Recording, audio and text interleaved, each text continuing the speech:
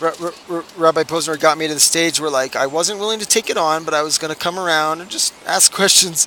He's been working with Boston University students for like 30 years, so he knows how to work an intellectual mind. He's like, oh, I know something interesting you could look into. You know, he knows just all the right non-competitive language just to get us like to like. One time he said like it's not about giving people stuff; it's about allowing them to take. You know, very, very savvy guy. He's the Rebbe's main shliach in Boston. Like when I first went into Chabad, the first time I went to Alti Bucket, Rav Alti Bucket in from the Haliga Bucket family from LA. That was the first time. I was about 30. I'd stayed up all night listening to Matisyahu for the first time, and I was just like coked out on like, oh my goodness, I think I'm actually interested in the Jewish thing. I was just tripping so hard. No drugs. Do you know that I've never done drugs except for smoking pot 4 times? It's incredible. When I was 14. So anyhow, the first time I went to Chabad was with Alti Bucket, and he blew my mind. In Lexington, he's in Lexington Chabad. I'd been up all night listening to Matsuyahu. I came in, I was like, I think I'm interested in this stuff. So he played me for 5 hours. You know, we sat there for literally like 3, 4, 5 hours talking nonstop. Dude.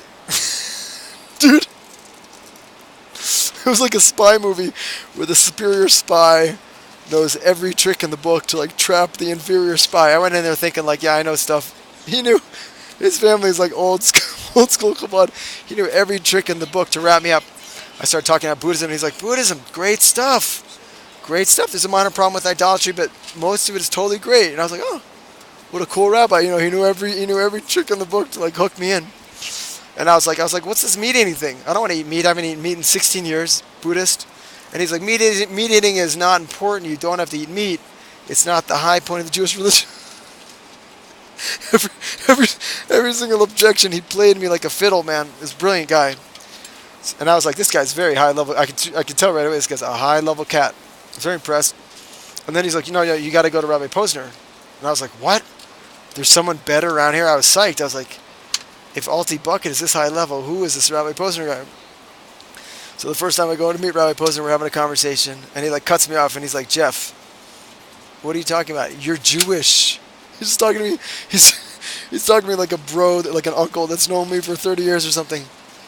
And I'm like, I was kind of shocked, you know, and I just like sort of tried to blow it off. And then I was following Amati, this guru at the time. May she come to the Torah. May she drop all this ridiculous witchcraft. I love her, but she's probably one of the biggest witches on the planet, if not the biggest witch on the planet. The Wicked Witch of the East. I used to be one of her close followers for 12 years. So he came to my office on Newbury Street. I had this office in this all-gay office. All massage therapists and chiropractors. Everyone was there. Was like 5. Everyone there was gay except for me. And then during my time there, I became Orthodox. So I came in with my skull cap and tzitzis and Jewish wear, and started growing a beard. And they all started flipping out. You know, they're like, "What's going on?" So that was quite an entertaining thing. My office was next to the South End, which is an all-gay community. So half my clients were gay dudes. When I talk about the gay thing, it's educated mind here. I worked in the Castro district at an AIDS hospice, a Zen AIDS hospice, with a beautiful person. This guy used to be a drag queen, and then he got AIDS. He became a Zen master, legit Zen master. I trained with him for a while. That's my life. My life's stranger than fiction. Okay, but thank God, I swear upon the Holy Bible, I never kissed a man or anything else. Thank God. Okay, so back to the OG story. Ralph Posner, Alti Bucket, Boston,